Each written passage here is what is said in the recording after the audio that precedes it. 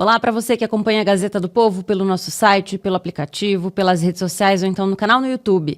Seja muito bem-vindo, começa agora mais um Sem Rodeios, o seu programa diário de jornalismo independente.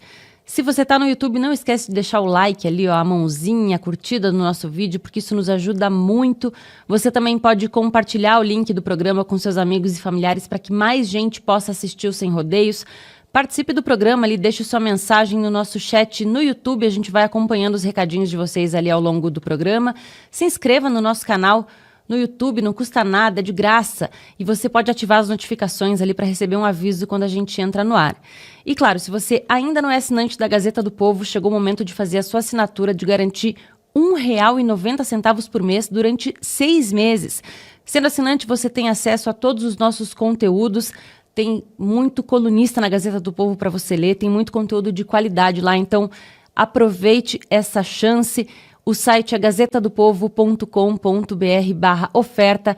Tem link para você clicar na descrição do vídeo aqui no YouTube. Tem QR Code na tela para você apontar a câmera do seu celular.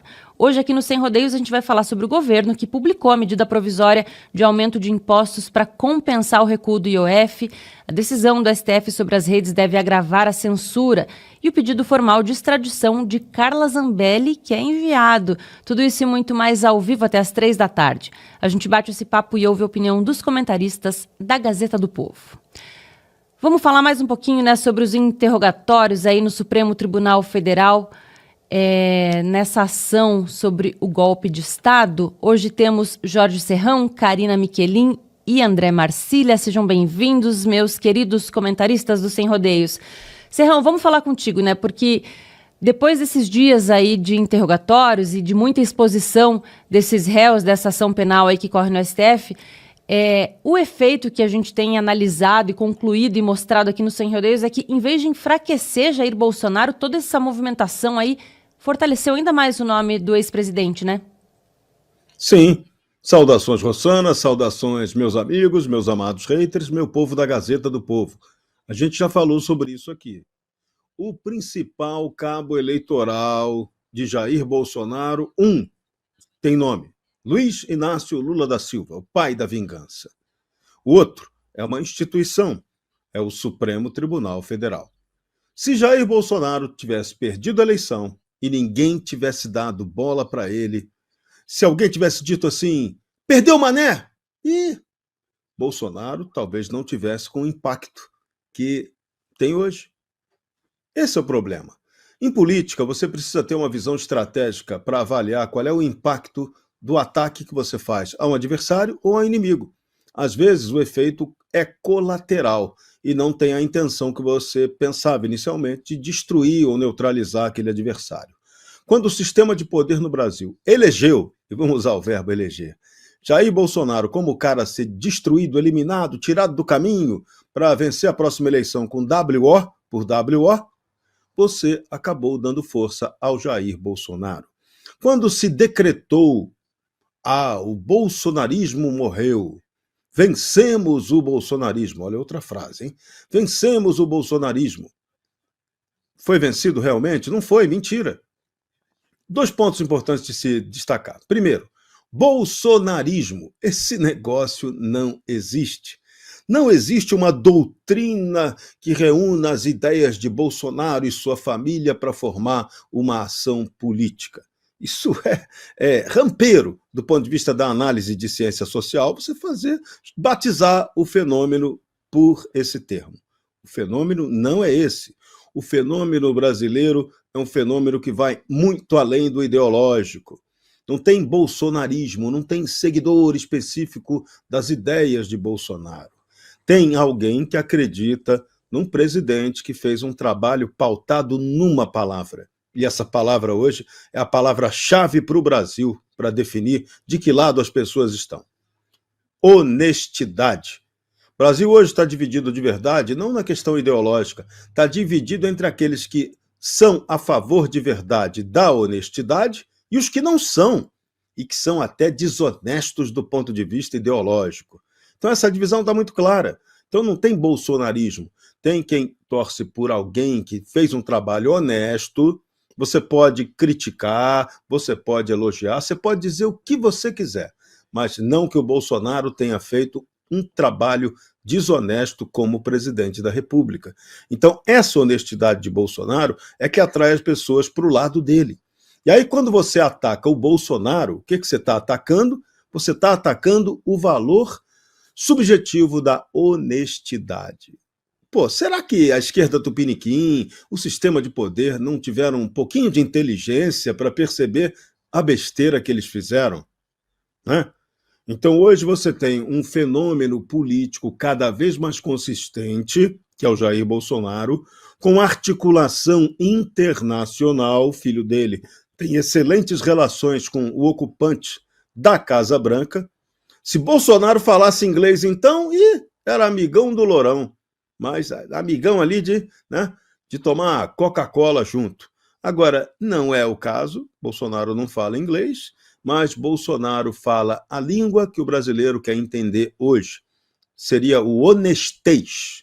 O honestês está fazendo uma enorme diferença contra o desonestês, que é o discurso oficial do sistema de poder no Brasil e da equivocada canhota esquerda sinistra tupiniquim, que sempre tem o projeto dela que é o mesmo: ocupar a máquina do Estado para mamar nas tetas ou ajudar seus amiguinhos, principalmente os amiguinhos do setor empresarial que ajudam a bancar, que pagam mensalão para os vagabundos. Esse é um modelito que está aí.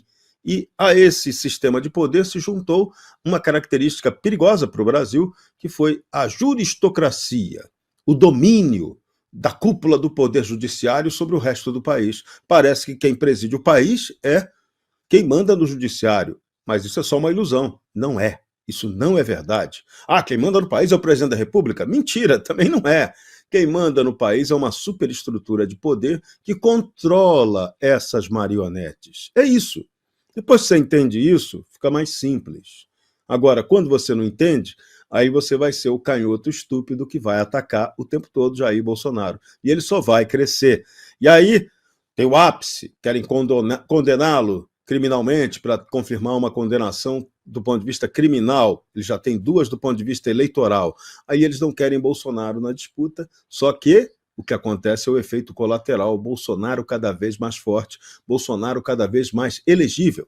Por isso, exatamente por isso, que Bolsonaro fez aquela brincadeira lá no Supremo, no dia da audiência dele, quando ele convidou o ministro Alexandre de Moraes para ser candidato a vice na chapa dele. Bolsonaro não estava só brincando, não, ele estava fazendo uma piada seríssima. E o recado da piada era: não estou achando graça nenhuma e vou disputar a presidência da República porque tenho capital político. O sistema pode me condenar, prender e arrebentar, mas Bolsonaro sabe que ele tem a força política para reverter isso através de uma anistia. Então, o sistema vai continuar dobrando a aposta contra ele e ele vai continuar dobrando a aposta contra o sistema. Quem vencer no final, leva. E, como diria o grande Machado de Assis, ao vencedor as batatas. Vamos ouvir agora a Karina Michelin. Bem-vinda, Karina. Você acha também que depois de toda essa questão aí desses inquéritos, desse depoimento, dessa ação penal, Jair Bolsonaro sai mais forte, apesar, do risco que a gente sabe dele ser preso? Boa tarde, Rosana, Serrão, André Marcília, toda a nossa audiência. Olha, eu tenho aqui as minhas críticas em relação a como tudo foi conduzido, o tribunal de exceção que vem sendo feito no Brasil, através da Suprema Corte, e através desses depoimentos, dessas conduções que vêm sendo colocadas diante dos olhos de toda a população brasileira. Aqui não é a questão que Bolsonaro ganhou, mas é a questão que o Supremo Tribunal perdeu a credibilidade, perdeu, de fato, a condução de um processo legal, que aqui não acontece, ele não existe. Nós temos também um regime Lula, que é o executivo, que faz parte, que é o braço disso tudo, através dos seus partidos políticos ali, das suas ramificações, como é o caso do PSOL também, que vem conduzindo certas ações paralelamente para condenar, perseguir opositores políticos. Então, isso, para quem vem acompanhando a política há muito tempo, nos últimos anos, e tem um pingo de honestidade intelectual, pode perceber que aqui não se trata somente de um partido político ou de uma figura política. Aqui nós estamos falando das nossas liberdades individuais e da soberania dos povos e do nosso país que está em jogo, sem sombra de dúvidas. Então, eu acho que as pessoas estão observando que isso vem acontecendo de forma muito autoritária, ditatorial, até mesmo dentro da Suprema Corte. Foi uma vergonha como foi conduzido tudo isso. Você pode falar em relação à jurisprudência, à legislação, a como vem sendo aplicado, que isso é de praxe, isso não é de praxe. A gente vem escutando muitos juristas e pessoas do meio mesmo do direito que condenam as ações do Supremo Tribunal Federal e de como eles vêm fazendo, organizando esse processo que nasce já de forma muito questionável, como a gente já vem falando aqui desde o início, como ele nasce através de investigações com pesca probatórias, com perseguições diretas a opositores políticos. Então, a gente está falando de um processo político, nós não estamos falando de justiça aqui ou de crimes que, de fato, configuram um atentado à abolição do Estado Democrático de Direito, ou muito menos de um golpe de Estado, porque chega a ser surreal falarmos ainda e continuarmos nessa narrativa, alimentando essa narrativa falaciosa, tanto do mainstream, né, da grande mídia, quanto do Supremo Tribunal Federal, e também a favor aí do regime Lula, que é o que vem implementando cada vez mais uma política que persegue opositores, uma política que aumenta os seus impostos sem freios. Passaram aí várias leis, projetos de leis liberticidas no Congresso. Nós vemos hoje uma inflação altíssima nos supermercados, nós vemos um aumento de impostos que são aberrações, né? Porque nós temos um dos países hoje que é o que mais possui a carga tributária hoje do mundo, e nós estamos aqui discutindo sobre um suposto golpe que nunca aconteceu, e enquanto isso, o Brasil vem sendo submetido a um regime ditatorial nos moldes chineses, que a gente observa através das políticas domésticas que vêm sendo implementadas através do regime Lula e as propostas que são feitas ao Congresso, que é muito claro. É muito claro, a gente vê o Marco Civil também que está sendo discutido, que já seria motivo, mais que motivo, da população inteira brasileira estar nas ruas protestando, porque aqui nós estamos falando de censura clara e absoluta. Não adianta vir com rodeios dizendo que não é uma ditadura, uma censura, quando é. Está muito claro o projeto que vem sendo aplicado aí. A questão de toda essa movimentação que a gente está assistindo há meses, há anos, já cansou e muito, né? Aquelas pessoas que de fato estão buscando um Brasil melhor e que fica cada vez mais distante esse Brasil melhor diante de todas as amarras que o Supremo Tribunal Federal e o regime Lula vem impondo à sociedade brasileira. Porque isso não passa de censura com nomes, com verniz de democracia, que não existe mais, que apresentam somente um cadáver de uma democracia, do qual ela já está morta há muito tempo, e estão excluindo todos os seus possíveis candidatos, de fato, legítimos contra um sistema. Então, o que nós vemos? Nós vemos um aparelhamento enorme, uma guerra injusta, assimétrica, porque é impossível você lutar com as mesmas armas no momento em que todas as instituições estão aparelhadas, fica, de fato, impossível você vencer esse sistema, e eles estão empurrando cada vez mais, escalando cada vez mais, mas o que mais me dá aqui asco de tudo isso e vergonha de tudo isso é ver que nós temos centenas de parlamentares ocupando as cadeiras aí em Brasília, que não fizeram absolutamente nada para que isso tudo fosse barrado, porque achavam que era uma teoria da conspiração e achavam que tudo o que estava acontecendo era dentro da legalidade. Olha, Bolsonaro não saiu mais forte. É a Suprema Corte e o regime Lula que estão cada vez mais fracos. Essa é a verdade. Vamos ver agora André Marcília. Bem-vindo, Marcília. O que você acha aí disso que a Karina falou? Quer dizer, é Bolsonaro que está mais forte ou é o governo que está cada vez mais fraco? Tudo bem, Rosana, tudo bem? Boa tarde a todos. Karina, o Serrão, toda a audiência. Acho que são os dois, né? O governo está mais fraco, o Bolsonaro está mais forte e o Brasil está mais fracassado, mais falido, porque nem consegue assumir que o Bolsonaro está mais forte e tenta fazer com que o Bolsonaro seja extinto da vida política, e nem consegue assumir que o Lula está mais fraco, né? E com isso também fica tentando empurrar para frente essa bola quadrada, vamos dizer assim, que é o Lula. O Lula se tornou hoje um problema, né? Se a gente olhar para trás, quando o bolsonarismo estava no poder, quando o Bolsonaro estava na presidência, né? Isso tudo assustou um pouco as autoridades e etc, etc. A gente já sabe como é que as coisas se deram. E eles resgataram o Lula, né, como o grande, aquele que seria capaz de afastar o bolsonarismo. Pois foi exatamente o oposto que ocorreu, né? O Lula se tornou cada vez mais um anão político dentro do país. Acho que até a sua biografia já não era das melhores, né? Eu me lembro que quando saiu a biografia do Lula, acho que ano passado, enfim, eu tava o biógrafo dele reclamando que nem o Lula tinha lido a biografia que ele fez. Imagina só os outros. E de qualquer maneira, o Lula, ele piorou a sua biografia ainda mais nesses últimos anos. Então, é isso que a gente tem hoje na mesa. O Lula foi resgatado para limar o bolsonarismo, para retirar o bolsonarismo, foram tirar o Lula dos fundos de uma cadeia para que ele pudesse fazer esse trabalho que eu vou aqui chamar de sujo, acho que é bom, o termo merece. E ele fez o trabalho de se sujar, né?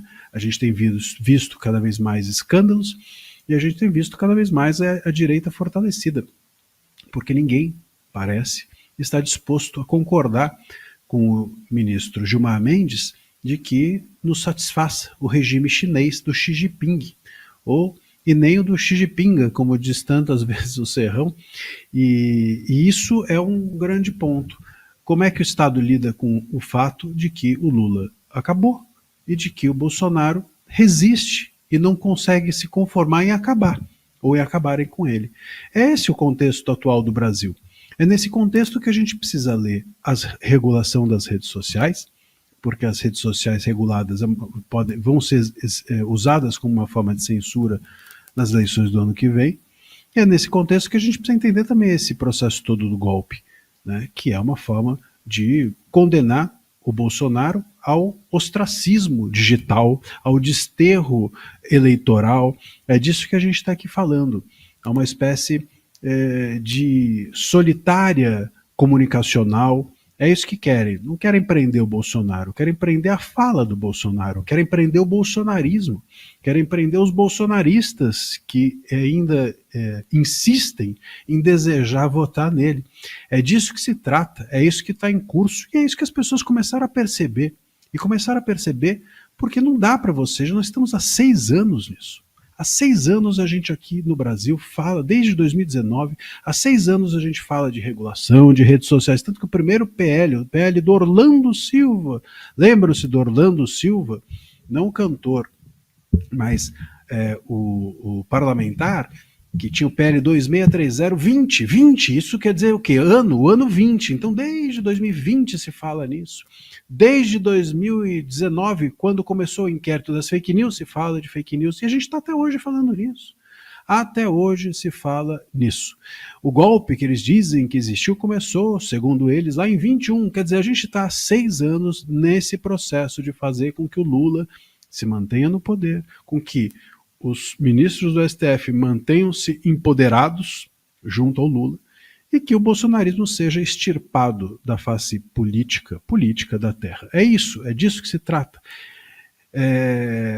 Nesse contexto, a gente precisa entender que o povo não está aceitando, o povo não está querendo, não está topando esse projeto de recivilização, como diz o Barroso. É isso que é recivilizar para eles. Recivilizar é enfiar a goela abaixo, bater com um taco de beisebol na cabeça das pessoas e fazer com que entre lá dentro que o governo Lula é democrático e que o bolsonarismo é extremista e não pode, portanto, existir.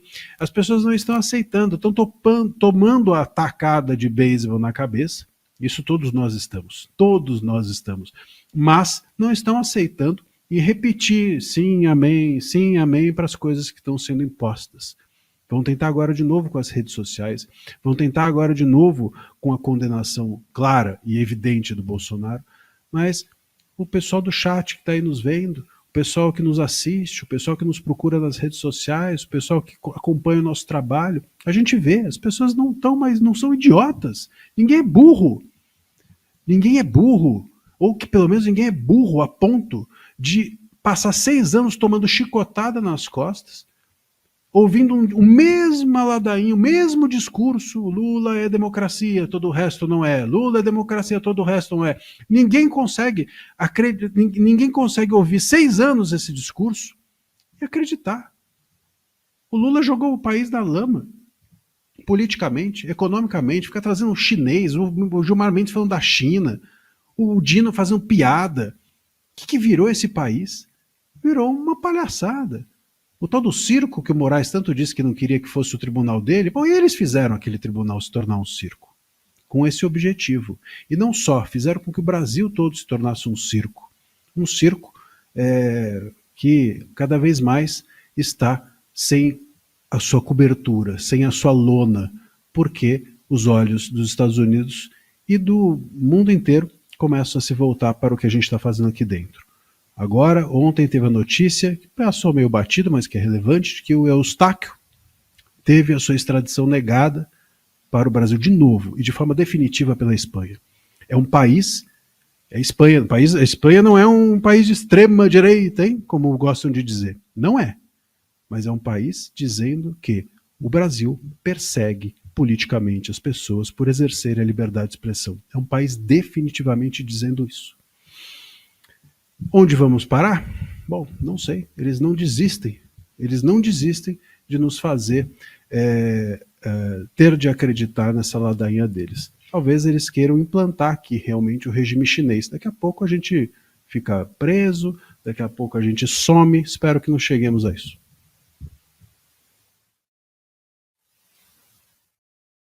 Mas vamos começar falando sobre essa questão das redes, porque o STF formou maioria, né? Ontem, para alterar o entendimento vigente aí sobre o artigo 19 do Marco Civil da Internet, e essa decisão faz com que a censura das redes esteja cada vez mais perto, né, Serrão? Pertíssimo, nunca esteve tão próxima quanto agora. E uma decisão que é totalmente esquisita. Primeiro, quem tinha que estar cuidando dessa questão é o Parlamento brasileiro. E o Parlamento, o Congresso Nacional Brasileiro, decidiu que não iria tratar dessa questão daquela forma, daquele jeito, daquele modo. E, vamos lembrar, essa decisão, quando você mexe no Marco Civil da Internet, você está interferindo tardiamente numa decisão soberana do Congresso brasileiro. O Marco Civil foi aprovado após discussão ruim ou boa, pouca ou grande no Congresso Nacional. Então, quando você tem uma provocação juristocrática ao Supremo, que faz o Supremo mexer num artigo 19 que é claríssimo, que valoriza o judiciário, não, vamos pegar o espírito da coisa. O artigo 19, ele é o extremo respeito ao judiciário, porque ele diz que você só pode remover o conteúdo se houver uma decisão judicial transitada em julgado. Caramba, esse é o senso de justiça. Agora, esse é o melhor modelo? E poderíamos discutir com o parlamento, não com o parlamento, né? Nós estamos no modelo do lamento. Lamento essa decisão. O Brasil hoje só lamenta a decisão equivocada, porque o Marco Civil deixou bem claro ali, conteúdo só pode ser tirado por decisão judicial transitada em julgado. Quer diferente? Então vamos discutir uma regra diferente. Teria sido mais infinitamente inteligente que se previsse que o conteúdo pudesse ser retirado de outra maneira, por vontade espontânea de quem o publicou. É um direito de quem o publicou fazer isso. Aí poderia até se considerar isso uma autocensura, que meu grande mestre Hélio Fernandes dizia que a pior censura não é nem a censura, é a autocensura praticada por quem tenta se eximir do próprio direito à liberdade de expressão. Isso é um ensinamento pesado, mas é bem real. E o Brasil é cheio de autocensor. A gente fica com medo disso, medo daquilo, uma covardia para exercer a liberdade totalmente.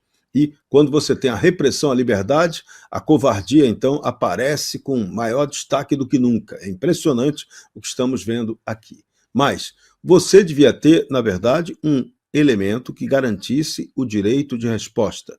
Se tivéssemos uma regra clara para que, se você sofreu qualquer tipo de agressão numa rede social, e ali, no mesmo espaço, você tivesse assegurado o seu direito de resposta, isso já seria o primeiro ponto para você ter o debate, o primeiro ponto para se exercer a liberdade, o primeiro ponto do contraponto, que é fundamental. A democracia vive disso, de embate legítimo de ideias. Quando você não tem, e isso é um absurdo que não tenha, porque as redes sociais já deveriam ter avançado para esse modelo de autorregulação. A tal resposta das comunidades é bacana, foi um grande avanço do X. Ali você viu algo que está equivocado, você questiona e resolve o problema ali mesmo. Agora, você tendo o direito de resposta e aí não resolveu, aí sim, aí você tem o legítimo direito assegurado pela Constituição, pelos princípios legais basilares, de recorrer ao judiciário, e a decisão do judiciário, que sempre vai demorar um pouco mais, vai resolver, tira ou não tira. Mas esse seria o sensato.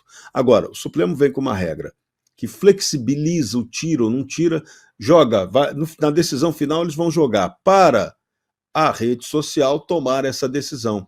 E aí o algoritmo censor, o robô da rede social, que ele vai usar o robô, vai olhar ali, isso pode representar um risco para a gente, tira. Aí vai ter a autocensura, praticada pelo robô, pelo algoritmo censor.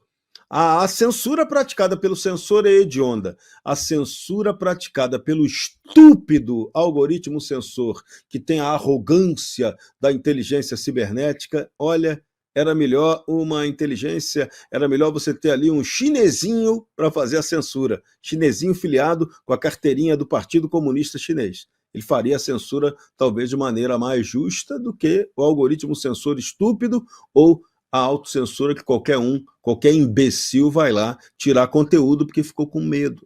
Então, esse modelo é um modelo que detona a liberdade de expressão. Mas o Supremo Tribunal estava preocupado com isso? Os ministros estão preocupados com isso? Não.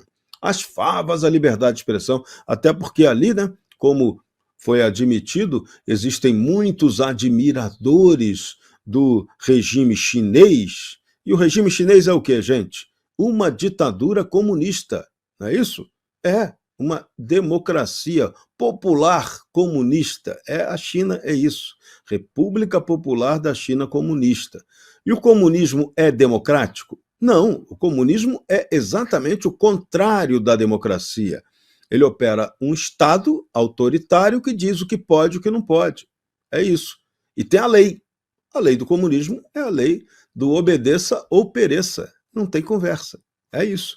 E, em geral, é mais fácil até perecer do que sobreviver e obedecer. O comunismo é bem essa distorção do mundo da liberdade. Então, se você tem amantes chineses no Supremo, isso é péssimo, porque ali você está concordando que é melhor ter o desrespeito à liberdade de expressão. Então, o Brasil, quando houve isso, tinha que decretar luto transnacional, porque estamos péssimos. Nossa democracia reborn nunca esteve tão ridícula quanto está agora. Assassinaram a democracia tupiniquim, sequestraram o que parecia ser algum arremedo de democracia por aqui, e agora nós estamos no meio da luta pela liberdade. E essa luta não vai ser fácil, porque quem tem o poder não quer liberdade. Quem tem o poder não tem respeito pelo senso verdadeiro de democracia. Quem tem o poder quer só ocupar o poder para ter o poder e ter os benefícios oriundos disso. Então, estamos naquele problema, né? E tem um problema maior ainda, que o Eclesiastes da Bíblia definia muito bem. Vaidade das vaidades, diz o Eclesiastes, tudo é vaidade. O Brasil hoje é um espetáculo dantesco de vaidade. Então, é nisso, em cima desse pecado capital gravíssimo, que o Brasil está sendo jogado para o abismo. Vamos ver se a gente consegue salvar o país de ir para esse inferno das profundezas. Vamos continuar trabalhando, e é a nossa missão torcer, trabalhar duro e acreditar que é possível ter liberdade por aqui um dia. Hoje, eu garanto que não temos. Karina, quero ouvir a sua opinião aí sobre essa votação no Supremo, que ainda não encerrou, né? Mas como a gente já tem maioria formada, já tem um entendimento modificado aí pelo STF. O objetivo dessa Suprema Corte, desde o início da PL de 2020, do Orlando Silva, que é um comunista declarado, é esse, porque nós sabemos que na China não existe redes sociais, tudo pertence ao Estado, é tudo estatal. A comunicação é estatal, a mídia é estatal, as redes sociais é estatal, tudo é feito através de uma vigilância tecnológica que é usada hoje com muita maestria pela China. E esse modelo, ele é muito almejado por todos os países que têm como líderes progressistas, comunistas, socialistas, porque é um objeto de controle social, que na China deu muito certo, porque ele tem 1,5 bilhões de pessoas na China. Como que ele vai coordenar, controlar 1,5 bilhões de pessoas? Através da democracia? Impossível, dá muito trabalho. Porque o que essas pessoas hoje, dentro do Supremo Tribunal Federal, está fazendo e está trazendo para a sua tese e legitimando isso, é que a democracia dá trabalho. A democracia não dá para a gente ficar aqui abrindo vozes e deixando todo mundo falar, senão todo o nosso projeto de governo, todo o nosso projeto de lei vai por água abaixo. Isso vai atrasar ainda mais o nosso mecanismo. E é isso que está acontecendo, porque isso já deveria ter passado há muito tempo.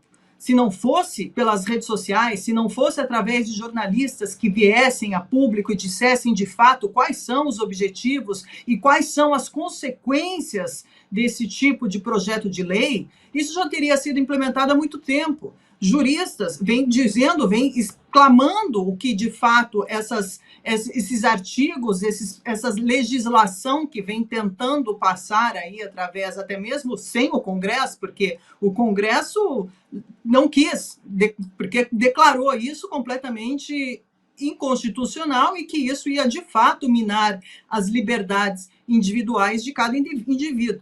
Só que aqui nós temos sempre aquela famosa frase que quem assistiu aí a audiência de ontem, a sustentação oral dos juízes, sobretudo de Flávio Dino, que ele usou ali de forma infeliz o ChatGPT para falar o que é a liberdade de expressão, que a liberdade de expressão não é absoluta, que não podemos deixar que essa liberdade de expressão se transforme em discurso de ódio, se transforme em desinformação, se transforme em atentado, em abolição do Estado Democrático de Direito, colocando em risco o Estado Democrático de Direito.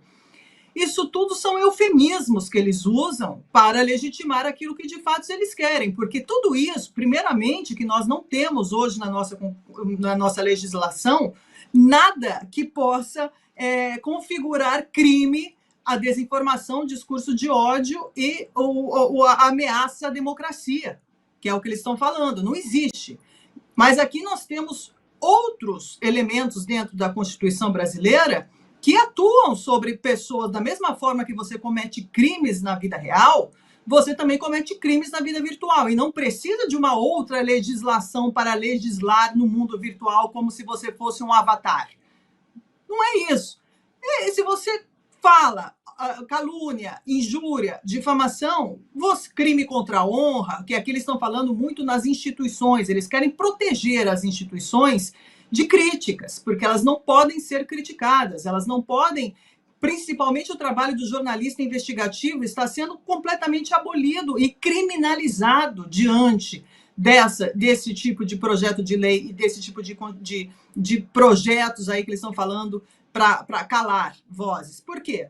O trabalho do jornalista investigativo é justamente esse, trazer elementos, trazer fatos que estão acontecendo dentro da nossa sociedade, independente de partido, cor, credo ou o que for, para que exponha a sociedade, que é de interesse público da sociedade. E é isso que nós temos que lutar hoje para as nossas liberdades. Não é só a liberdade de você desinformar. O que é desinformação? Porque o que nós vimos através da pandemia é que tudo aquilo que foi classificado como desinformação em 2020, hoje, 2025, se configurou verdadeiro, através de provas, através de estudos científicos, através de inúmeras pesquisas e fatos reais que comprovaram que aquilo que foi dito em 2020, hoje é verdade. Então, para que criminalizar isso daqui sem a devida justificativa de investigar?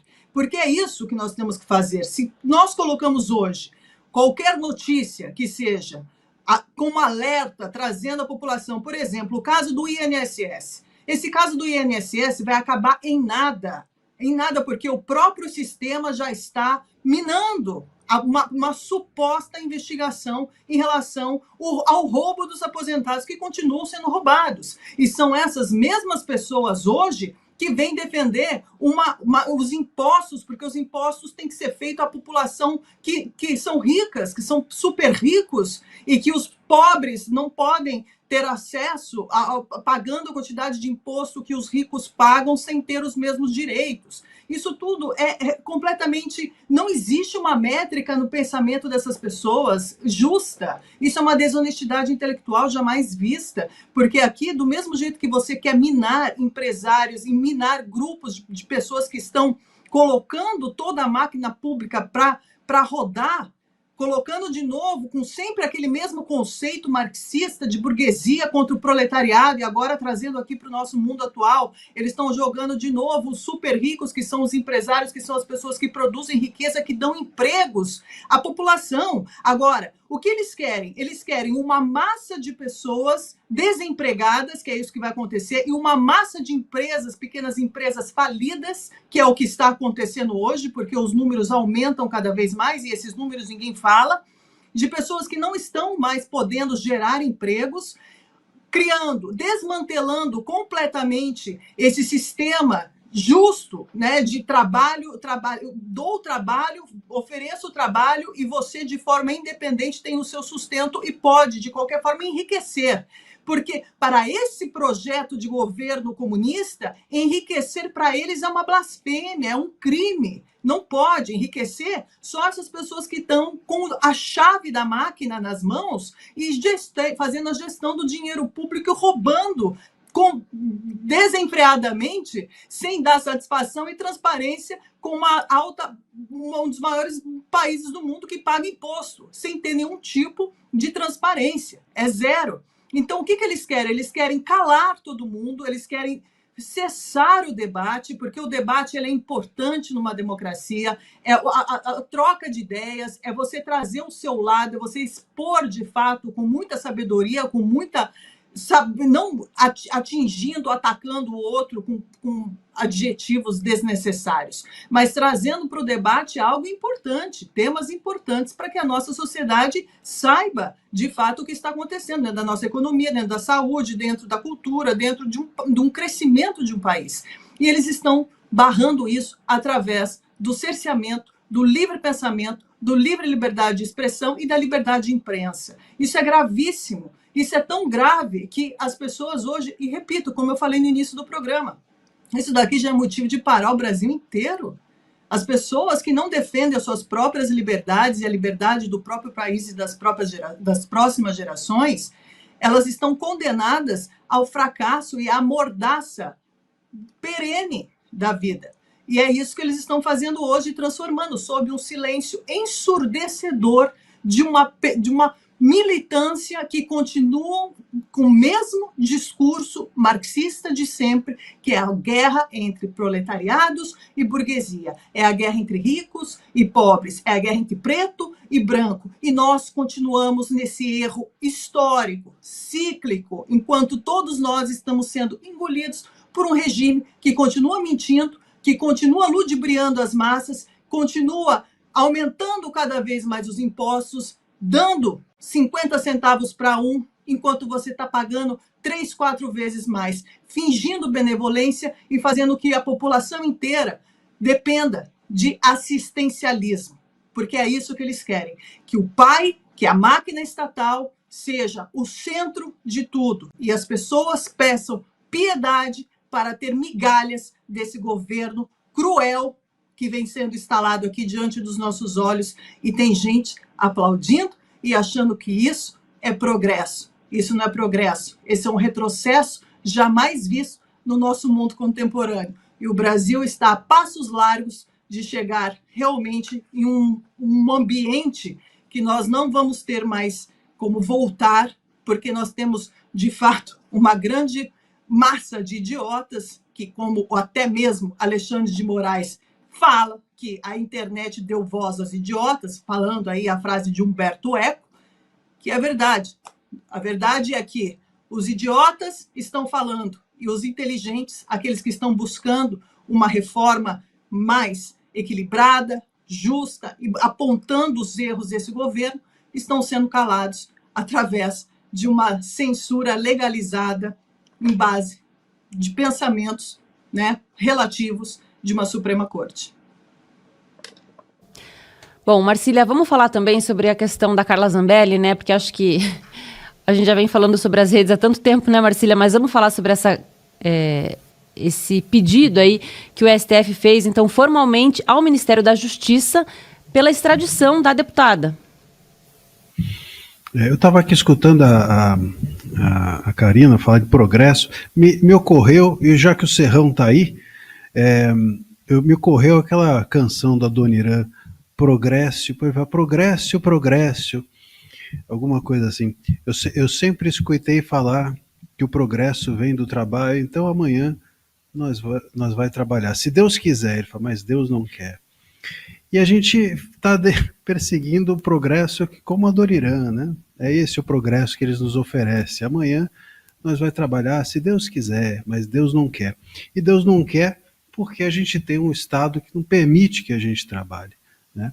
A gente tem um Estado que não gera nenhuma segurança jurídica, que nos coloca como reféns do Estado. Se você olha, por exemplo, para os Estados Unidos, você conversa com um norte-americano, ele vai te dizer que o centro dos Estados Unidos é o dólar. Quem manda no país é a grana. Aqui quem manda no país são as cabeças brilhantes dos nossos ministros, que passam por cima, brilhantes e no sentido que vocês entenderam, né? Obviamente não estou falando de brilhantismo, mas estou falando aqui de brilho mesmo. E a gente fica refém disso tudo, que é óbvio que não consegue trabalhar e não consegue gerar o progresso. E a Carla Zambelli, o que a Carla Zambelli tem a ver com isso? A Carla Zambelli tem a ver com o fato de que nós estamos ainda piorando muito mais a nossa situação, porque o STF passou a se meter em todas as áreas, não apenas na área do progresso, do trabalho nosso, da possibilidade de nós termos capacidade laborativa, capacidade de trabalho, de trabalhar, mas começou a se meter também no Congresso, né?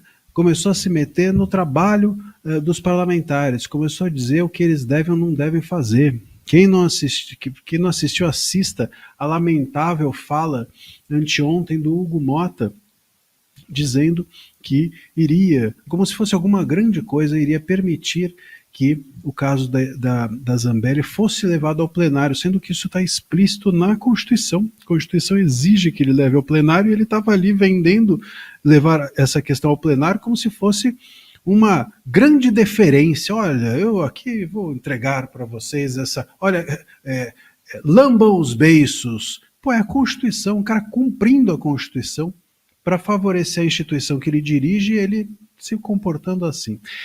Então é difícil ter progresso, como diria o Adoniran Barbosa. É difícil a gente seguir assim. E é difícil a gente seguir, sobretudo, quando a gente tem tudo isso exposto aos olhos do mundo. Comentei aqui também, na minha fala anterior, que o Eustáquio, a extradição do Eustáquio foi simplesmente negada pela Espanha em definitivo. A extradição do Alan dos Santos foi ridicularizada pelos Estados Unidos na cara do Brasil, ao dizer, eu me lembro quando pediram, o nosso governo que pediu a extradição do Alan dos Santos, os Estados Unidos mandaram uma resposta para o Brasil com a seguinte expressão: aqui o que ele fez são só palavras. Pô, você quer maior humilhação do que o Estado virar para você e falar assim, olha, traga ele para cá porque ele é muito perigoso, o Estado fala assim, não, aqui o que ele fez são só palavras.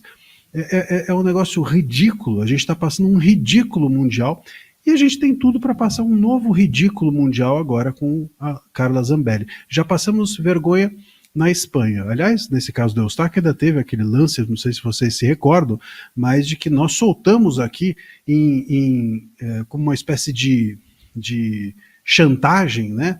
A gente soltou aqui um traficante de drogas. E porque eles não estavam querendo entregar o Eustáquio, um traficante que iria ser extraditado para a Espanha. Então ainda passamos esse ridículo, agora passamos mais um, já tínhamos passado no caso do Alan, e vamos passar provavelmente um novo ridículo no caso da Zambelli, porque acho difícil que haja extradição da Itália para cá. Seja por razões mais técnicas ligadas à extradição, mas seja porque o que está acontecendo no caso Zambelli é uma perseguição política. Não vou entrar aqui no mérito de se ela o negócio do hacker, isso daí se foi feito é grave e merece punição, não uma punição de 10 anos. Estão punindo a Zambelli em mais de 8 anos, porque para mais de 8 anos, pela nossa legislação, a pessoa tem que ser detida, tem que ficar atrás das grades. Então é uma forma de deixá-la atrás das grades e com isso impedir que ela exerça o seu mandato. Ninguém consegue exercer o mandato de dentro das grades, óbvio. Então é uma forma de impedi-la de exercer o mandato. Mas tudo bem, ainda que ela tenha cometido esse ato, não sei, não é o caso aqui de a gente analisar, mas tudo o que ocorreu depois disso foi perseguição política.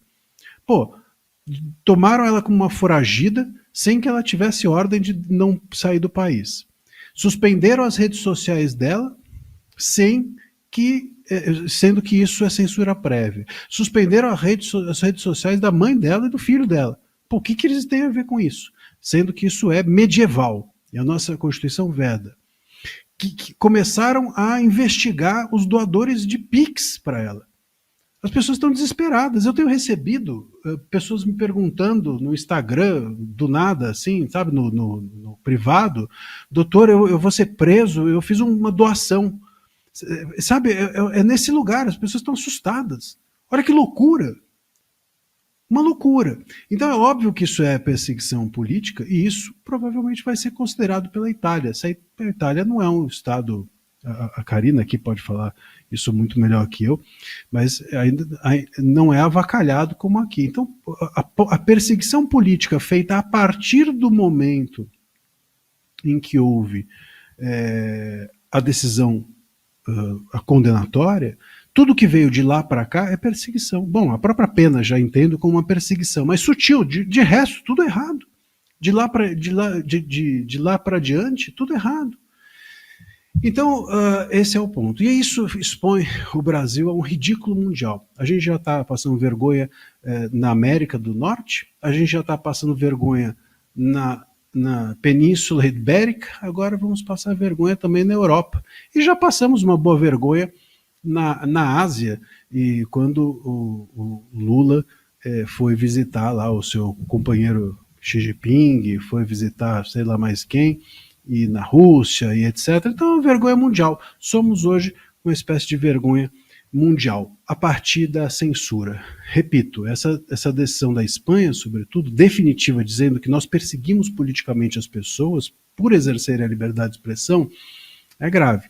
Não dá para dizer que o Trump é fascista, é que ele está interessado no Musk. O Musk, ele quer perseguir as pessoas porque ele tem interesse nas redes sociais. É por isso que o Trump quer aplicar as sanções contra o Moraes. Tá, e a Espanha?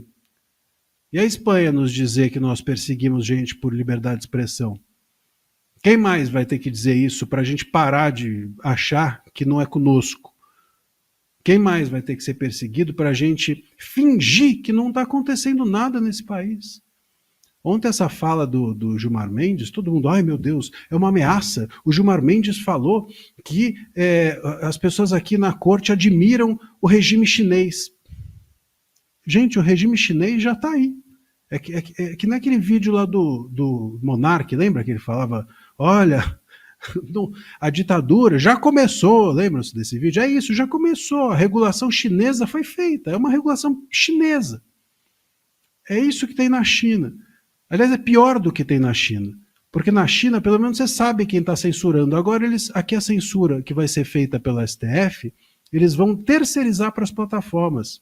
Na época da ditadura militar, você sabia quem era o censor. Serrão aqui sabe muito bem disso. Serrão é mais novo que eu, mas já tem um pouco mais de anos do que nós aqui. Somos mais velhos, mais experientes. E sabe muito bem, na época da ditadura, você tinha o censor ali dentro da redação. Você conhecia, às vezes você sabia quem era o cara, quer um café, né? Hoje a gente vai ter uma censura e nem sabe quem é, um robô que está censurando você. Então é pior ainda do que a censura chinesa, porque é uma censura sem assinatura, é uma censura sem rosto, é uma censura covarde. E é isso que é o progresso que nós estamos, como diz o Adorira, propiciando para o país. Serrão, vou passar a bola para você então, porque o Marcílio te deu a deixa, né? Deu a deixa. E a censura é algo absurdo, a gente não pode aceitá-la no país. A censura foi oficial no Brasil entre 13 de dezembro de 1968 até 31 de dezembro de 1978. 10 anos de censura oficial com o Ato Institucional número 5, que foi promulgado num dia importante, numa sexta-feira 13. Amanhã é sexta-feira 13. Pois é, mas o Ato 5 foi promulgado numa sexta-feira 13 e nesse dia, só uma coincidência doida da história, nasceu o ministro Alexandre de Moraes em 13 de dezembro de 1968. Mas isso é coincidência macabra, nada a ver com o Ato 5. Mas o Ato 5 foi muito sério.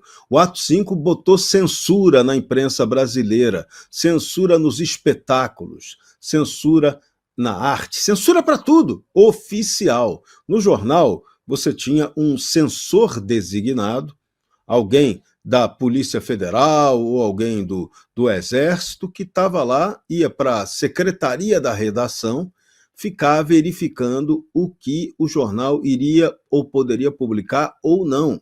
E muitas vezes ele dizia, não vai publicar, e o jornal não tinha nem matéria para botar no lugar, né? Naquela época não era informatizado, os jornais faziam a impressão a chumbo, pré-impressão utilizando linotipo, máquina que usa mistura de chumbo com antimônio e para produzir as caixas de caracteres que vão compor o material escrito. Aí aquilo ali saiu uma prova, que depois era uma prova taquigráfica, e o censor, ele olhar aquela prova taquigráfica. Aí ele liberava ou não.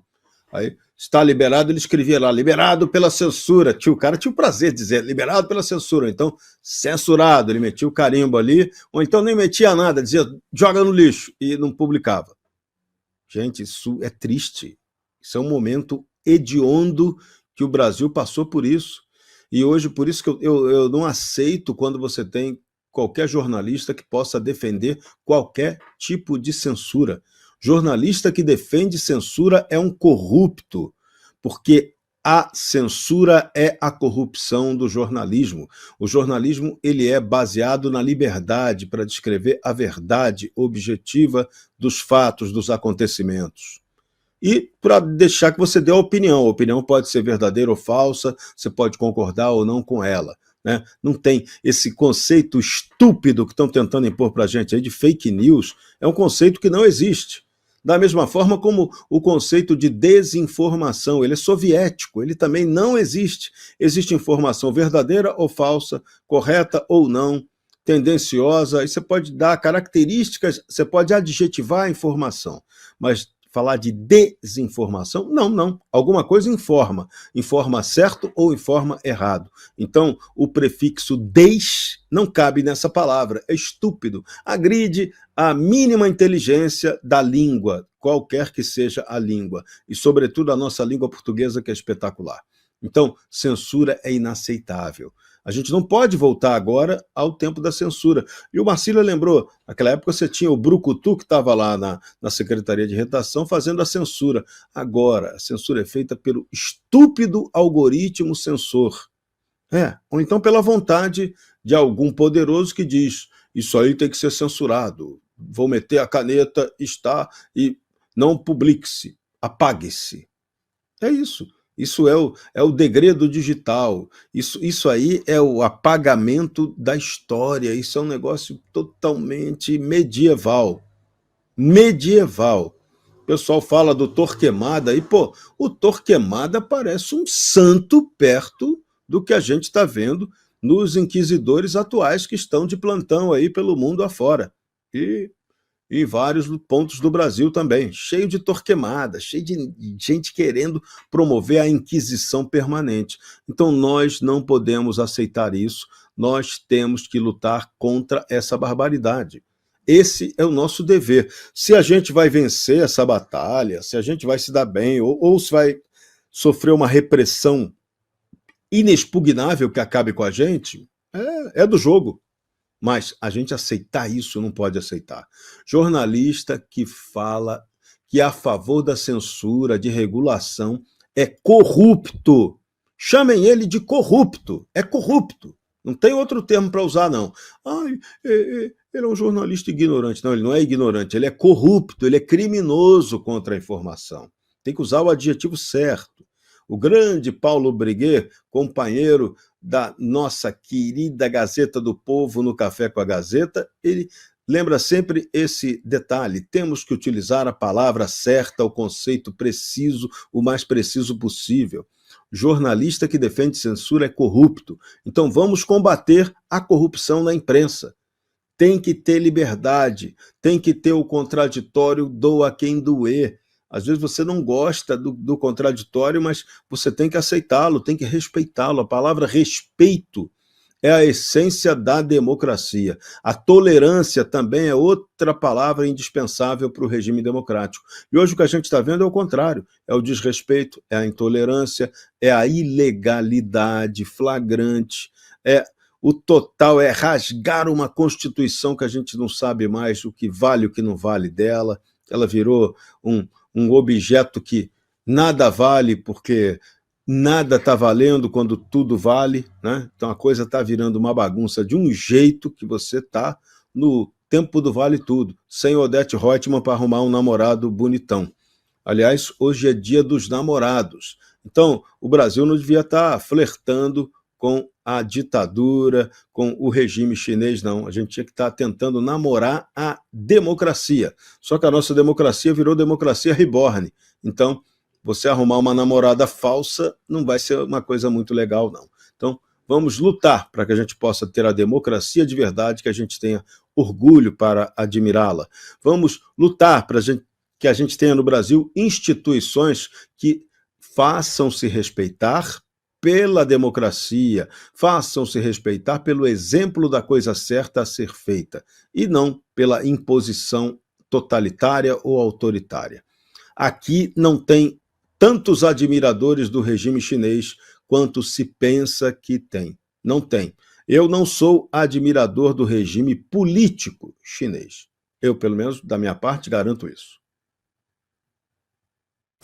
Karina, já que você está aí na Itália, né, o que você acha que vai dar esse pedido oficial aí de extradição da Carla Zambelli? Antes de falar o que vai dar, Rosana, eu gostaria de falar o que está acontecendo, né, aqui, de fato.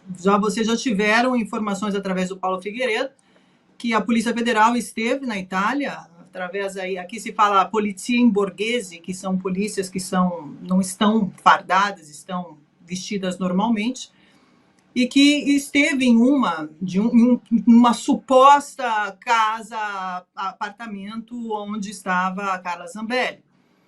Essas polícias chegaram um carro que depois, lá na frente, a gente vai contar, quando nós tivermos mais elementos que já estamos tendo, através de investigações, enfim, jornalísticas, porque aqui eu falo como jornalista e espero que defender a minha profissão até o fim, e aqui abro esse parêntese e assim será, porque o meu trabalho ele é feito através da busca incessante da verdade e dos fatos.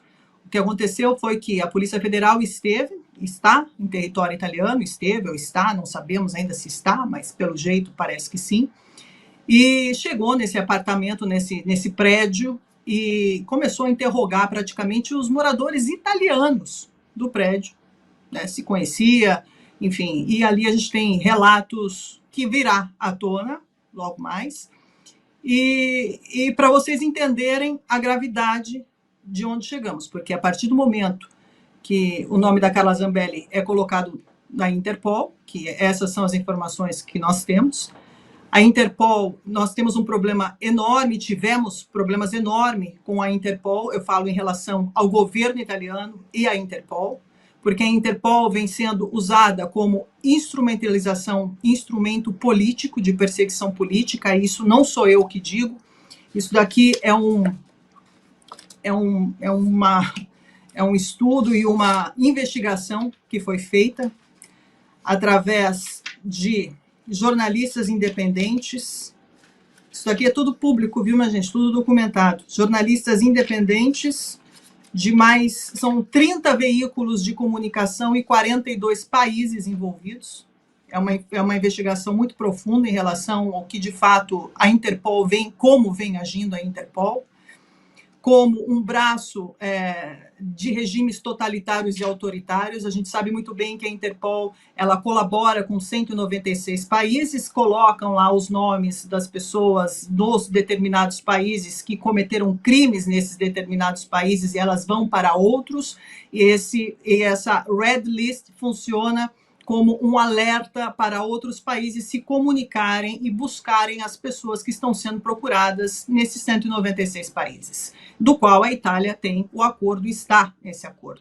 Só que o que nós tivemos? No ano de 2022, 2023, uma cidadã chinesa, nascida na China, mas que mora na Alemanha, foi inserida na lista da Interpol pelo Partido Comunista Chinês, como uma fraudadora, praticamente que ela sonegou impostos, mais de 400 milhões de impostos e fraudes econômicas, enfim, na China. Seu nome foi inserido dentro da Interpol. Essa chinesa veio passar férias na Itália, na cidade de Ancona, férias de verão. Ela chegando na Itália, o nome dela já estava escrito, a polícia italiana prendeu essa chinesa, porque o nome dela estava na Interpol. Essa chinesa ficou presa por 205 dias e, conclusão dos fatos, durante todas as investigações, isso aconteceu em 2022, 2023 ela ficou presa por 7 meses, e essas investigações culminaram numa seguinte conclusão. Era tudo fake o que o governo, o regime chinês estava fazendo contra essa senhora. Porque eles recolheram informações que o irmão dessa senhora tinha sido procurado pelo regime comunista chinês, pelas suas polícias, tinha sido ameaçado, tinha sido torturado pela polícia, colocando a família dela inteira em risco. E isso foi motivo para que a Itália não desse a extradição depois, no final, a essa dissidente chinesa, culminando em uma multa que o Ministério Público aplicou ao Estado italiano de 48 mil euros a essa chinesa por ter cometido essa injustiça dentro do território italiano. E por que eu estou falando isso para vocês? Porque durante essas investigações que duraram muito tempo e muitos meses, o regime chinês ele é o segundo maior financiador da Interpol, com 13,7 milhões de dólares em 2024. Ele está apenas atrás dos Estados Unidos, que é o número 1, com 19,8 milhões de dinheiro aí para isso, para financiando a Interpol. Essas pessoas estão usando o aparato policial, principalmente Rússia, China, Irã e Turquia, para colocar nomes de dissidentes políticos perseguidos dentro dos seus países na lista da Interpol, com um claro propósito de perseguição política. E isso vem sendo proclamado e vem sendo disseminado através das mídias. Inclusive, saiu esse artigo na Today italiana no dia, que aqui eu falo tudo para vocês, que a gente está buscando todas essas informações, saiu no dia 31 de abril de 2025. Dia 30 de abril de 2025 foi publicado esse artigo gigantesco mostrando todas essas denúncias que foram feitas relacionando a Interpol e esses governos autoritários e totalitários. Pois bem, diante de tudo isso, a Itália teve que pagar uma indenização a essa chinesa. Agora a Itália está muito mais atenta a tudo isso que vem acontecendo e sabendo de como esse braço da Interpol vem funcionando com esses regimes autoritários e totalitários para culminar em perseguições de dissidentes em países que essas pessoas estão passando em cima dos direitos humanos, perseguindo familiares dessas pessoas e colocando familiares em risco, sendo torturados, sendo desaparecidos, né, que é o caso da China também, com o partido chinês. Só que nesse ponto eles têm um problema enorme, porque a China, ela é um país potente com a economia, né, que gira bastante, e esses países, de uma certa forma, estão alinhados a esse regime por questões econômicas. Então, por isso que ninguém fala sobre isso. Só que aqui abrimos um parênteses, porque do mesmo molde que essa chinesa, em 2022, foi presa, mas aqui de um modo muito mais agressivo pela Polícia Federal, que foi em território italiano, abordando cidadãos italianos, isso é grave, para buscar uma dissidente, uma política, né, brasileira, que está aqui buscando por direitos legais, constitucionais, sabendo que no Brasil hoje não tem essa segurança jurídica. Vamos ver o que vai acontecer, mas o que aconteceu aqui na Itália é muito grave. Isso que a Polícia Federal fez é muito grave. Não sei se faz parte do modus operandi, isso descobriremos logo adiante aí através das informações, mas que aconteceu, né? Essa busca pela Carla Zambelli em território italiano, quando deveria passar o Ministério Público, o Ministério da Justiça brasileiro, através de Lewandowski, deveria emitir um pedido de extradição diretamente ao Ministério da Justiça italiana, endereçado ao gabinete de Carlo Nordio, que é o ministro da Justiça italiano. E parece que não está sendo feito, não está sendo respeitado o devido trâmite legal, que é muito grave. Mas virei aqui com mais informações para vocês, exclusiva aqui na Gazeta do Povo. Aguardem. E a gente espera, né? Agora, Marcília, vamos falar que o governo Lula publicou, então, né, ontem, tarde da noite já, a medida provisória aí, com aumento de impostos para compensar aquele recuo no IOF, né? A gente já vinha comentando sobre isso ontem, mas agora é oficial, quer dizer, vem mais imposto por aí, né, Marcília? Pois é, isso daí parece coisa que a gente faz com criança, né? Quando a criança chega e fala, não quero comer verdura, aí você vai lá e coloca a verdura dentro do... O cachorro, né? A gente faz muito com o cachorro quando vai tomar remédio, você pega e põe o remédio dentro do petisco. É isso que o governo está fazendo com a gente. Eles tentaram, só que não é remédio, é veneno. No caso, é veneno. Eles tentaram fazer a gente tomar veneno, aí vem um vídeo do Nicolas, fala assim, ó, veneno, né, é ruim, veneno mata, veneno não é bom. Aí as pessoas falam, nossa, mas o Nicolas está divulgando fake news. Está divulgando fake news do óbvio, né? Fake news é brincadeira de chamar de fake news essas coisas que o governo quer empurrar a goela abaixo da gente.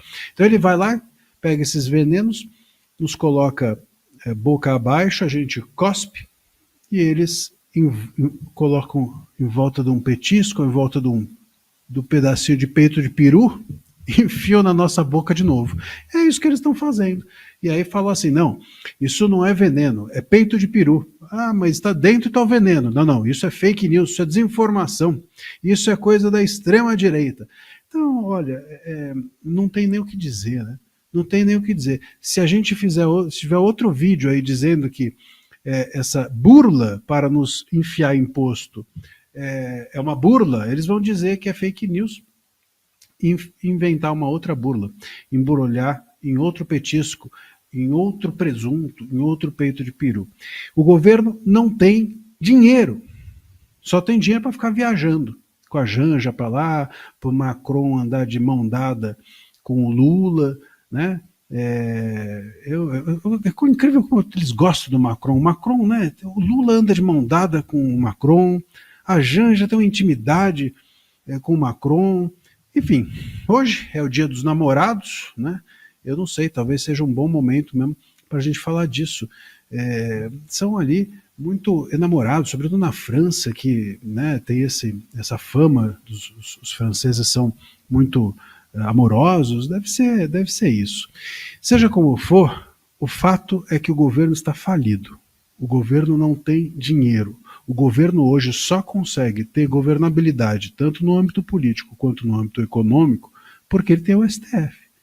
A própria Gazeta já publicou diversas vezes índices mostrando como, sei lá, de 10 medidas do STF, 8 favorecem o governo. É isso, é assim que o governo está tocando para frente. E cada vez mais se apegando à sua ala radical, porque é a única que sobra. O resto todo já desembarcou. Então vai pulando para dentro do barco só aqueles que, enfim, historicamente estão arraigados. Enquanto isso, o Lula está curtindo a vida doidado. Curtindo a vida. Eu me lembro, o Serrão outro dia falou isso, tem que curtir mesmo, só que não com o nosso dinheiro. Assim como a Janja também pode ser muito independente, contanto que não seja com o nosso dinheiro. Então, o ponto é que a gente precisa entender que, por mais que façam-se vídeos contando que o governo está nos extorquindo, os vídeos não serão suficientes, pois eles vão nos enganar de alguma outra forma. Não conseguiram enfiar por aqui, vão enfiando por ali o remédio ou o veneno, e a gente vai, infelizmente, tendo de engolir esse rojão. Jorge Serrão, vamos ouvir a sua opinião aí sobre essa medida provisória. Mais uma medida provisória estúpida. E o duro é você ver um artigo da imortal Miriam Leitão, imortal da Academia Brasileira de Letras, dizer que aumento de imposto pode ser bom. Não, o título é esse mesmo. Ó. Nem todo aumento de imposto é ruim, não, é bom. É bom aumentar imposto. Em lugar nenhum que é bom aumentar imposto. Tanto que a gente está vendo o exemplo contrário. Enquanto aqui no Brasil a turma da esquerda defende mais Estado, mais imposto, mais taxação sobre a gente, na Argentina o presidente Javier Milei faz exatamente o contrário e ainda esculhamba. Olha a última declaração do Milei.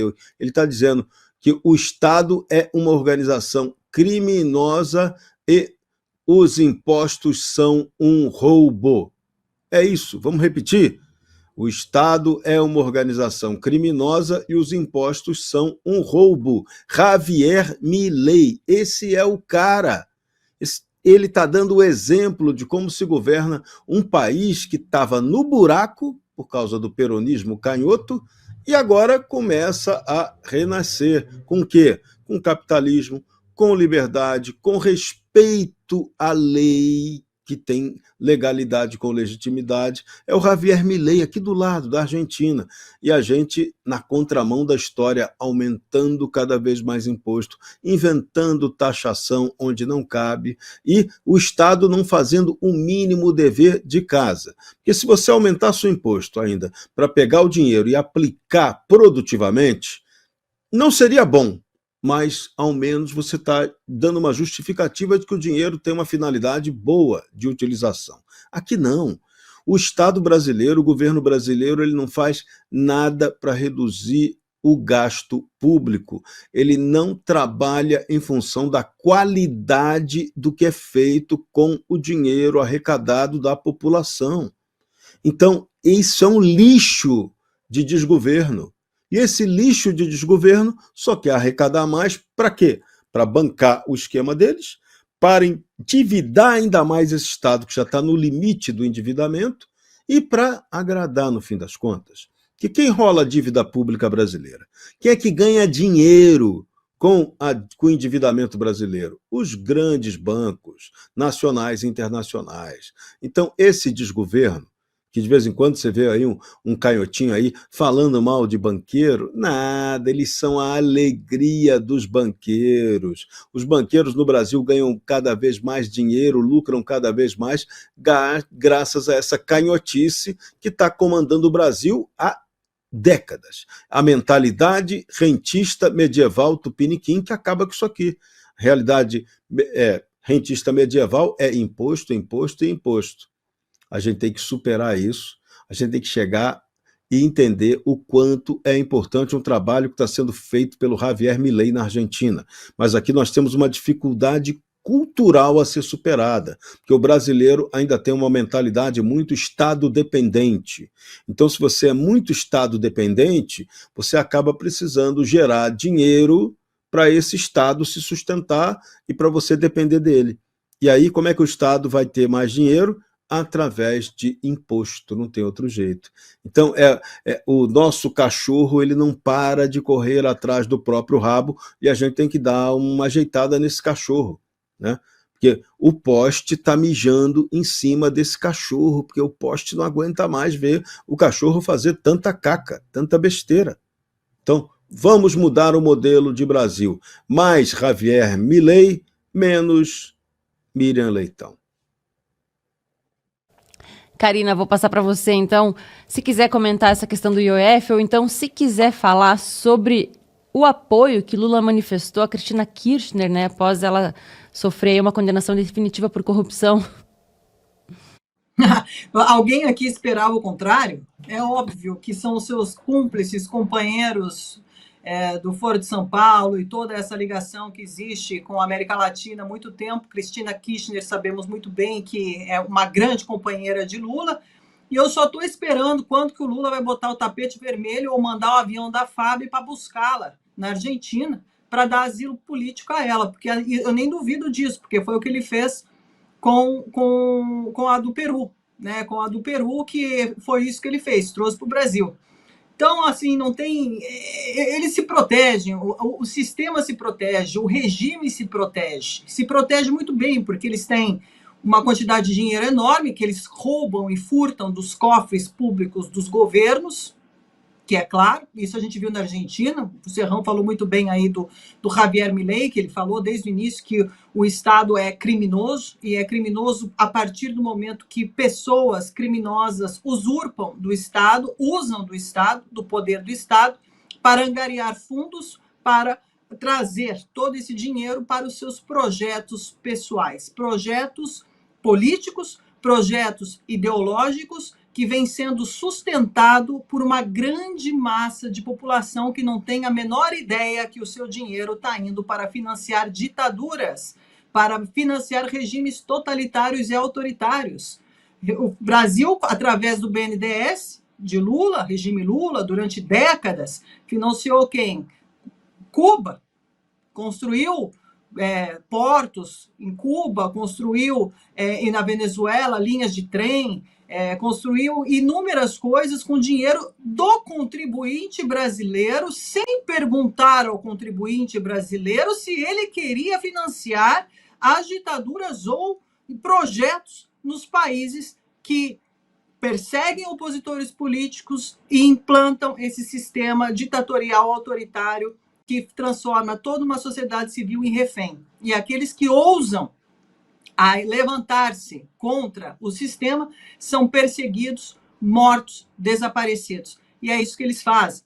E isso daqui não é novidade para ninguém, porque é público e notório como funciona esse sistema através de muitas, inúmeras, centenas, milhares de denúncias através dessas cortes que protegem os direitos humanos, que, aliás, deveriam proteger os direitos humanos, e essas cortes nem isso conseguem fazer por tamanho poder e dinheiro que essas pessoas conseguem.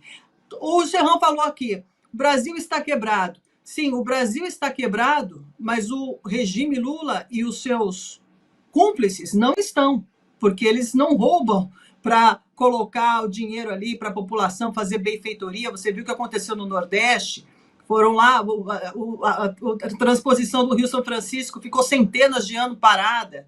Depois que voltou a funcionar, o Lula foi lá, barrou, fez uma sabotagem no Rio São Francisco para voltar o quê? Para voltar a máfia dos carros-pipas.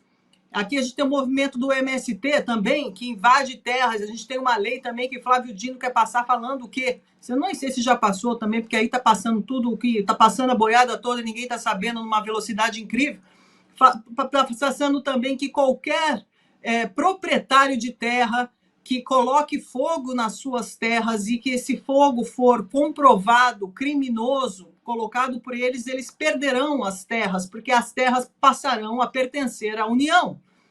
Isso favorece muito o movimento do Sem Terra, que são inúmeras denúncias que nós temos espalhadas pelo Brasil e documentadas, que essas pessoas entram dentro dessas terras, já tem tudo mapeado, muito mais organizado que qualquer um, eles sabem muito bem aonde eles querem entrar e como, colocam esses fogos criminosos dentro dessas propriedades, acusam o proprietário, simplesmente para esse proprietário perderem a posse de suas terras. Isso é criminoso, o que vem sendo feito. É assim que funciona esse regime. Então, a Cristina Kirchner e tudo isso corroboraram também para que o povo argentino fosse saqueado durante décadas através do kirchnerismo. O kirchnerismo foi um dos piores regimes também dentro da Argentina. E basta perguntar para um argentino que tem a capacidade e uma honestidade intelectual para dizer a vocês o que significou o kirchnerismo. E quem foi Cristina Kirchner para a Argentina e para os argentinos.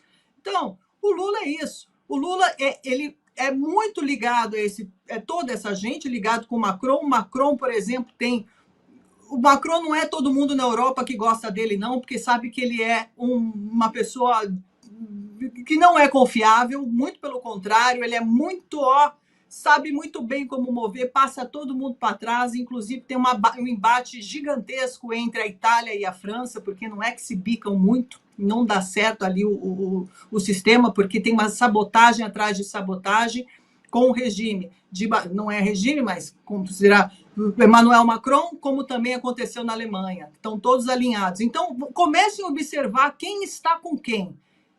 Quando você vê, diga-me com quem tu andas, que eu te direi quem tu és. Essa frase nunca fez tanto sentido no jogo geopolítico de hoje. Basta observar quem protege quem dá mão para quem e quem critica quem, e vocês verão e terão um cenário muito macro do que está acontecendo nesse jogo, nessa batalha geopolítica de hoje.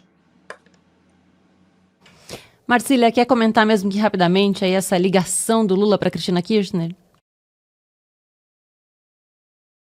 Tá sem áudio, Marcília. Culpa minha já. Seguinte, que acontece? O Lula, ele está protegendo a si próprio. Quando ele oferece, seja asilo político para a ex-primeira-dama do Peru, né?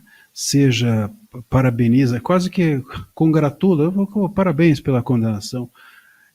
Quando ele faz isso agora com a Cristina Kirchner, ele está dizendo basicamente o seguinte: eu estou pensando em mim, porque o Lula é exatamente isso, é um político que foi preso em razão dos atos que fez contra o Estado de corrupção, né? Ele foi condenado por isso e foi preso. Então, é mais ou menos um tipo de empatia que a gente tem com os nossos, sabe assim, advogado foi preso, vem a OAB, faz uma nota, estamos vendo com preocupação e não sei o quê. Por quê? Porque é um advogado, né? Amanhã aprendi um advogado hoje, amanhã aprendi outro. Então é um político preocupado com a sua própria pele, né? É só isso. Não tem nada de, a meu ver, né? Não tem nada de ideológico, não tem, até porque no Lula não tem nada de ideológico. O Lula, vamos falar a verdade aqui, ele não sabe nem o que é esquerda, ele sabe o que é o próprio interesse. você chegar para o Lula, fala aí 2 autores da esquerda, ele vai falar assim, o que é autores? Ele não sabe nem o que é autores, imagina de esquerda. Então, o Lula, ele sempre foi assim, sempre pensou na sua própria pele. Quem é de esquerda é quem está o entorno dele. O Lula nem de esquerda ele nem sabe o que é isso. Então, ele está preocupado com a própria pele, está seguindo ali o roteiro, que é o roteiro de ninguém pode prender político no mundo, porque se prenderem político no mundo, como é que eu vou justificar ficar solto? É isso então, gente. Quero agradecer a sua companhia e te lembrar que você pode fazer a sua assinatura da Gazeta do Povo por apenas R$ 1,90 por mês durante 6 meses. Acesse aí então gazetadopovo.com.br/oferta. Tem link para você clicar na descrição do vídeo aqui no YouTube e tem QR Code na tela para você apontar a câmera do seu celular. Quero agradecer você que está aqui com a gente, agradecer também nossos comentaristas. Jorge Serrão, muito obrigada. Valeu, amanhã estaremos no Café com a Gazeta do Povo e hoje é dia dos namorados, então toma vergonha na cara, faça uma assinatura da Gazeta do Povo, ou para o seu namorado ou para sua namorada. Eles merecem o melhor jornal do país, eles merecem consumir a inteligência, o jornalismo de verdade, o jornalismo como ele é comprometido com a liberdade que fortalece a verdade. Assine a Gazeta do Povo. É uma prova de amor ao jornalismo brasileiro. Karina, muito obrigada pela participação hoje. Um beijo grande a todos vocês, Rossana. É um prazer enorme estar aqui com você, com o André Marcília, com o Serrão, com toda a nossa audiência. Eu volto na terça-feira, mas amanhã tem mais Sem Rodeios e logo mais tem Entre Linhas. Então não sai daí. Se você não assinou a Gazeta ainda, aproveita e assina, que aqui o conteúdo é de primeira e vocês merecem ter acesso ao que é verdade, ao que a gente traz aqui sem filtro e sem censura. Um beijo grande a todos vocês, fiquem com Deus e até a próxima semana. Tchau, tchau. Marcília, muito obrigada. Obrigado. E eu queria desejar aqui feliz Dia dos Namorados, não é? A quem namora ou a quem ainda namora.